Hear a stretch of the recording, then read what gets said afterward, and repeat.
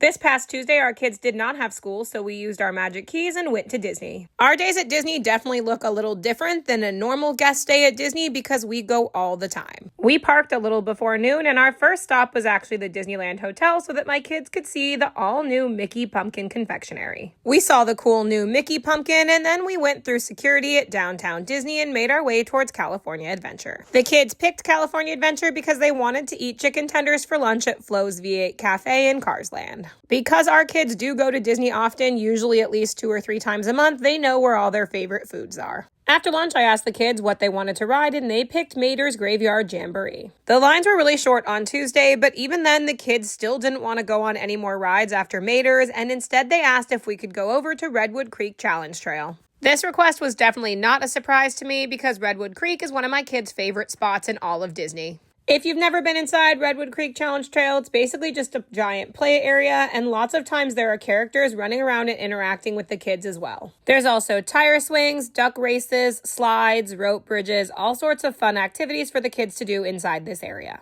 And since it wasn't a busy day when we were there, Chip actually ran around playing hide and seek with the kids. The kids played in this area for about an hour and a half until they were finally ready to pick another ride. At this point in the day, it was after 3 o'clock and the kids wanted to go and ride Guardians of the Galaxy because after 3 p.m. during Halloween time, it becomes Monsters After Dark, and that's my kids' favorite version of Guardians. After the ride, we told the kids they could pick a treat, and they wanted ice cream from Clarabelle's. We grabbed a couple different ice creams for the 4 of us to share. We got a triple scoop of my kids' favorite flavors of ice cream inside a cone with Halloween sprinkles, and we tried the new Halloween Witch Hat Sundae, which had a chocolate-covered cone that looks like a witch hat on top. Tuesday was an Oogie Boogie Bash day, which meant that after 3 o'clock, the park gets more crowded because of Oogie Boogie Bash tickets, so the kids decided they were ready to park hop when we were done with ice cream. We made our way to Main Street and stopped for a quick second at the Main Street Cinema to see Tilly in her Halloween costume. Then the kids wanted to ride Haunted Mansion Holiday. My kids do love the Haunted Mansion Holiday ride, but I think they also just wanted to go to this area of Disneyland because when we got off the ride, they knew that they could ask for popcorn that had Halloween candy mixed in. Once the kids had their popcorn, we made a quick stop at the new Magic Key photo location in front of Haunted Mansion. The Magic Key photo op actually turned out really cute, and once we were done doing that, I told the kids they could pick a couple more rides because I didn't want them to be out super late on a school night. Together, the kids agreed that they still wanted to ride the Winnie the Pooh ride and Smuggler's Run.